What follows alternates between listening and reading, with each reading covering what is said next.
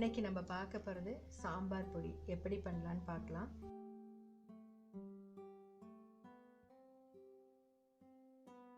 சாம்பார் பொடி செய்வோம். நம்ம கடையில் தான் சாம்பார் பொடியெல்லாம் வாங்கிட்டே இருப்போம். அது நம்மளுக்கு பத்தாமையும் போகும். அப்போ கொஞ்சம் கொஞ்சமாக நம்ம வீட்டில் செஞ்சு வச்சுக்கலாம். ஒரு 50 கிராம் எடுத்து செஞ்சிங்கனாலே உங்களுக்கு கரெக்டாக ஒரு 1 வீக்குக்கெல்லாம் வரும். நீங்கள் செய்கிறத அனுசரித்து அப்பப்போ அரைச்சி ஒரு 10 டேஸ்க்கு ஸ்டாக் வச்சுக்கலாம். ரொம்ப வைக்க வேண்டாம். ஒரு 10 டேஸ்க்கு ஸ்டாக் வச்சுக்கலாம். அது எப்படி நம்ம என்னென்னலாம் சேர்த்துலான்னு பார்க்கலாம். இப்போ ஒவ்வொன்றா நான் சேர்த்திட்டு வரேன். கொரியண்டர் சீடு இது எவ்வளோ எடுத்திருக்கேன்னா நான் ஒரு 100 கிராம் எடுத்திருக்கேன். பாருங்கள், வறுக்கிறேன்.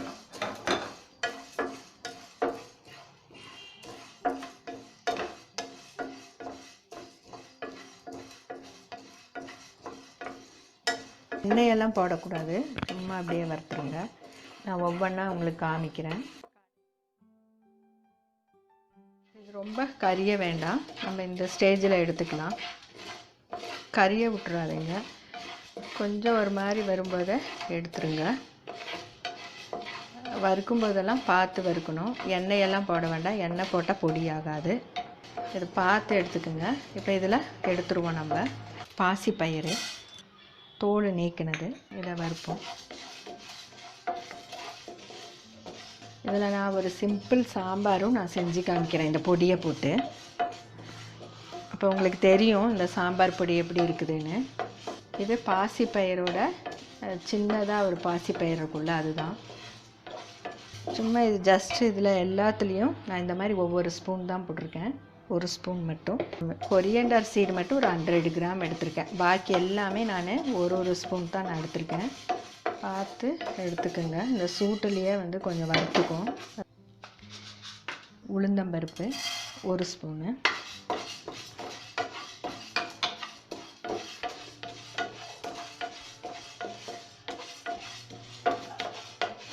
நல்லா மணமாக இருக்கும். உளுந்தம்பருப்பெல்லாம் போடும்போது சாம்பார் நல்ல ஸ்மெல் இருக்கும். 1 டேபிள் ஸ்பூன் 10 கிராம் வரும், அவ்வளோதான்.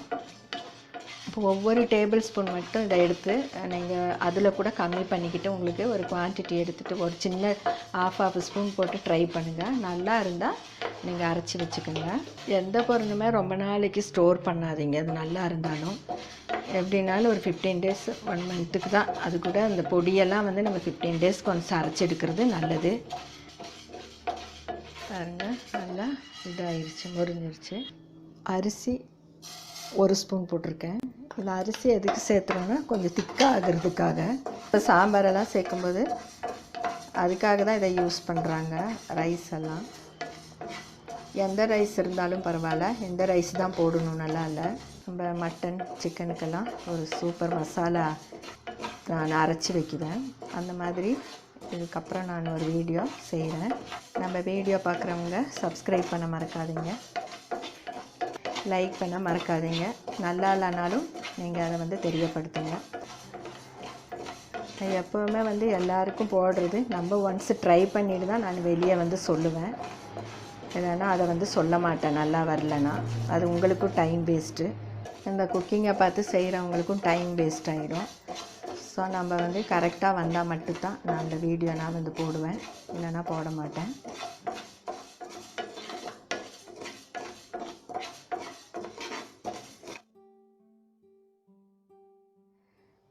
நெக்ஸ்ட்டு ஜீரகம் லேசாக வறுத்தா போதும், நிறையா வறுக்க வேண்டாம்.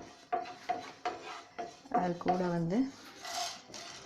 இது பெப்பர் பாருங்கள், pepper and jeera.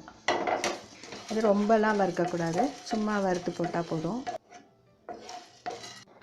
Next fenugreek வெந்தயம் நான் ஒரு 3/4 ஸ்பூன் போட்டிருக்கேன். இதில் நான் 3/4 ஸ்பூன் போட்டிருக்கேன். வறுத்துக்கணும். வறுத்தால் தான் இதோட ஃப்ளேவர் நல்லா வரும். நம்ம ஜீரகம்லாம் ரொம்ப வறுக்கும்போது அதுலேருந்து ஒரு நல்ல ஒரு ஃப்ளேவரெல்லாம் போயிடும். அதனால் நம்ம ஜீரகம் எப்போவும் அதிகம் வறுக்க வேண்டாம். பெப்பர் கூடி வறுக்கக்கூடாது, லேசாக சூடாக்குனா போதும். ஃபெனுக்ரிக்கு இது நல்லா வறுக்கணும். இது வறுத்தா தான் அந்த மனம் நல்லாயிருக்கும்.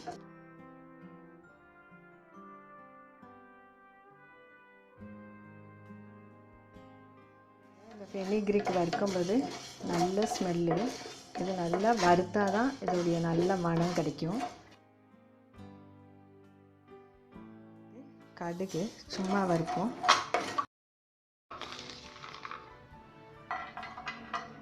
கார்லிக் இது. அப்புறம் இதில் அடுத்தது சேர்க்க போகிறது கறி லீவ்ஸு. இது ஃப்ரெஷ்ஷாக நம்ம வீட்டில் இருந்தது தான். என்னுடைய சின்ன மரத்தில் இருந்து தான் நான் வந்து ஒரு சின்ன ட்ரீ இது, அது சீடு போட்டு வந்தது, அதுலேருந்து நான் எடுத்திருக்கேன் ஃப்ரெஷ்ஷானது. இந்த கறி லீவ்ஸை நம்ம வெளியே வாங்கினாலும் நல்லா வாஷ் பண்ணி தான் எடுக்கணும். வாஷ் பண்ணி ட்ரை பண்ணி எடுத்து வச்சுக்கோங்க. வீட்டில் இருந்தனால நான் பறிச்சிருக்கேன். பாருங்கள், நல்லா இதாகிடுச்சு. இப்போ எடுப்போம் கறி லீவ்ஸு.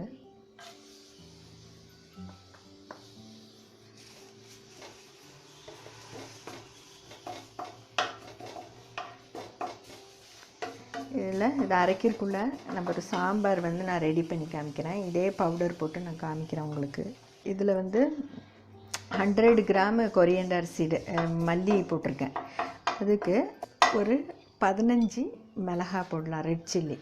இது நீங்கள் காஷ்மீர் சில்லி 5 நல்ல காரம் உள்ளது 5 போட்டிங்கன்னா நல்ல கலர் கொடுக்கும். இது வந்து காரம் இல்லாதது, எனக்கு அதிகம் காரம் இல்லை, அதனால் நான் 15 எடுத்துருக்கேன். நல்லா காரம் இருந்தால் நீங்கள் 10 எடுத்துக்கோங்க. அது கூட காஷ்மீர் சில்லி கூட ஒரு 2 போட்டு அரைச்சிங்கன்னா குழம்பு இன்னும் கலராக இருக்கும். இல்லைனா காஷ்மீர் சில்லி பவுடர் வந்து மிக்ஸ் பண்ணிக்கோங்க. இருந்தால் மிக்ஸ் பண்ணுங்கள், இல்லைனா இதே மாதிரி அரைச்சி வச்சுக்கோங்க, ஒன்றும் பிரச்சனை இல்லை. உங்களுக்கு கலர் வேணும்னா காஷ்மீர் சில்லி போட்டுக்கலாம். 5 இது 5 அதுவும். இது காரம் கம்மியாக இருக்கனால நான் 15 மிளகாய் எடுத்துருக்கேன். இப்படி பண்ணால் இது மொரியணும், அப்படி வந்து வறுத்துக்கணும் இந்த கறி லீவ்ஸு. இது அந்த மாதிரி தான் ஆயிடுச்சு. இப்போ நம்ம இதை எடுத்துக்கலாம். காரம் இல்லாதனால 15 போட்டிருக்கேன்.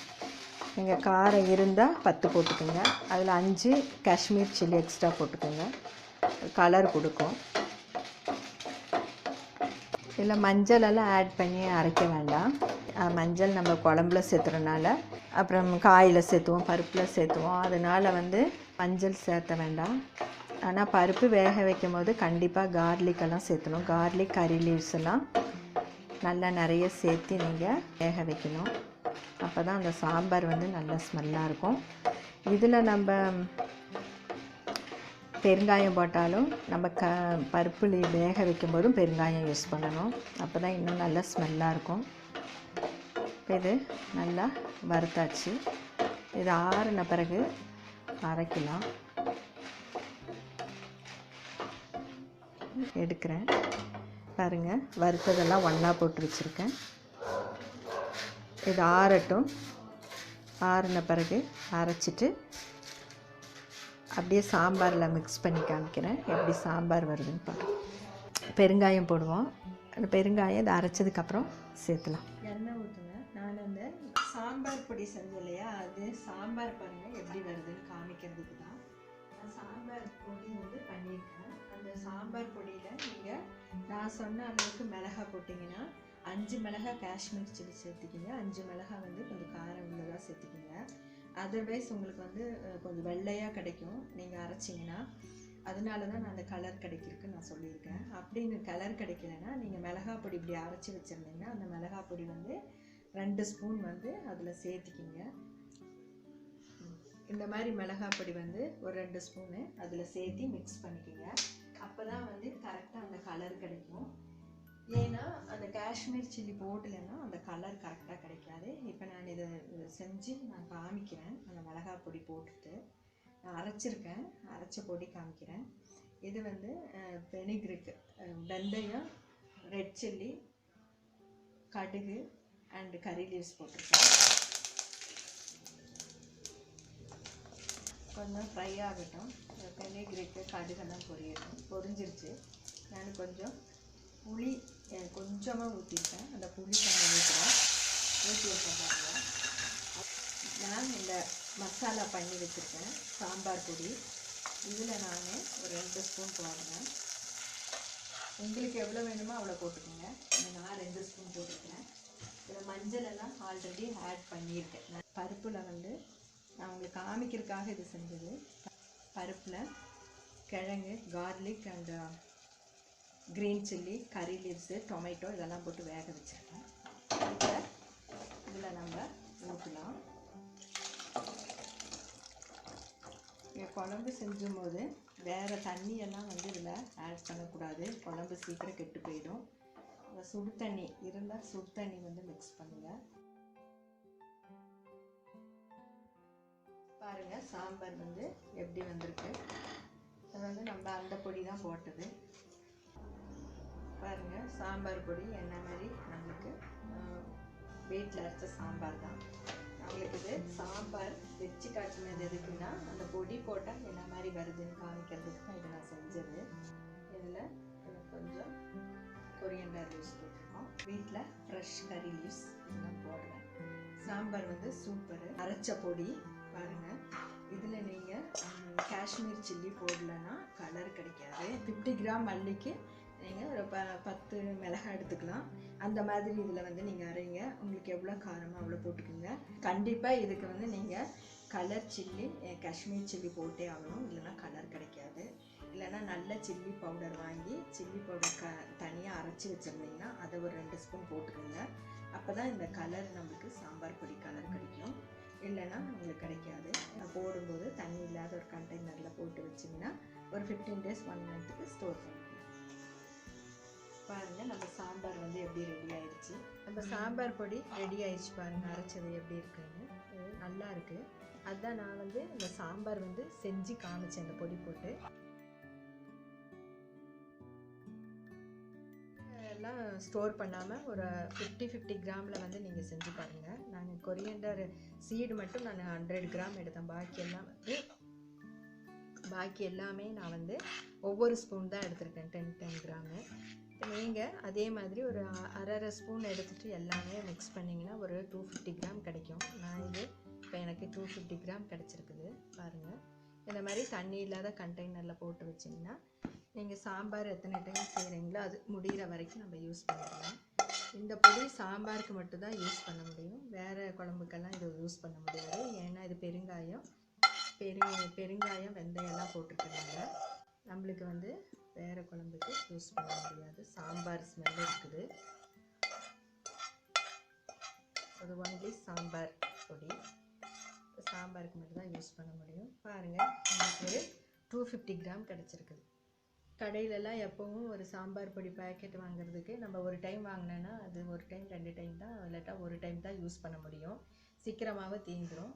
ஸோ இந்த மாதிரி நம்ம ஸ்டோர் பண்ணி வச்சிட்டோன்னா நம்மளுக்கு ஒரு 15 டேஸுக்கெல்லாம் வச்சுக்கலாம். இப்போ நீங்களும் ட்ரை பண்ணுங்கள். ட்ரை பண்ணிவிட்டு நம்ம சேனலை சப்ஸ்கிரைப் பண்ண மறக்காதீங்க. Thank you for